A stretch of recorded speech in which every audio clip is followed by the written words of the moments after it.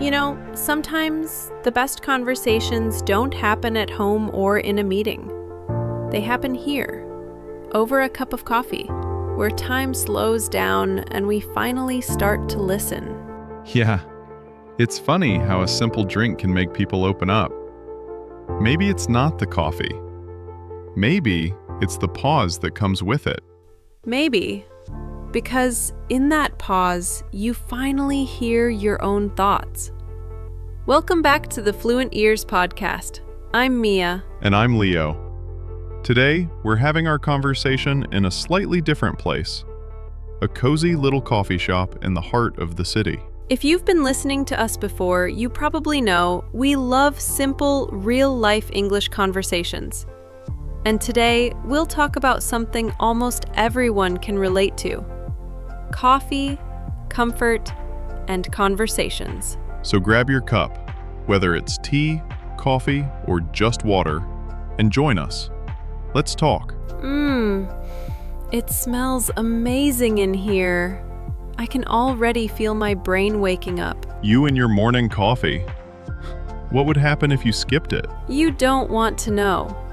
I'd probably turn into a sleepy zombie. So, the usual for you? Yes, 1 cappuccino, extra hot, no sugar. What about you? Still the black coffee type? Always. No milk, no sugar, no drama. No flavor, you mean? It's an acquired taste. Like patience. This place reminds me of my college days. I used to sit in cafes for hours, pretending to study, but mostly just watching people. Ah, the classic productive procrastination. Exactly. But I loved it. The sounds, the smell of roasted beans, the quiet music. There's something safe about it. Like life slowing down for a while. That's true. Cafes are like little time bubbles. No matter how busy the world gets outside, inside it's calm. That's why so many people work or write in cafes. Even though there's noise, it's the right kind of noise. Yeah, that background hum makes you feel part of the world but still focused. It's like a balance between connection and solitude. Solitude. That's a nice word. It means being alone but not lonely, right? Exactly. Solitude is peace, not isolation. I like that. I think everyone needs a little solitude, even in a crowded coffee shop. So tell me, why black coffee? Simplicity. I like things that don't pretend to be something else. It's just coffee. Strong, real, direct. Sounds like you're describing yourself. Maybe a little. What about you and your cappuccino? Oh, it's comfort in a cup. Warm, creamy, soft. It's like a hug from the inside. That's beautiful. See, this is why you talk and I listen. No, this is why we make a good team. One poetic, one practical. You mean one sleepy and one awake. Touché. Leo, coffee has become part of my morning ritual. Not just the drink, the act of sitting down, taking that first sip, and breathing. That's what routines do. They give our mind a rhythm. It's not really about coffee, it's about presence. Presence, like being in the moment? Yeah. In English, we sometimes say to savor the moment. It means to fully enjoy something, slowly. I like that. Savor the moment. I think that's what we're doing now. Savoring this simple moment. And sharing it with our listeners. Exactly. By the way, since we're talking about coffee, here's a quick English tip. You often hear people say things like, "Let's grab a coffee." That doesn't always mean literally to grab one.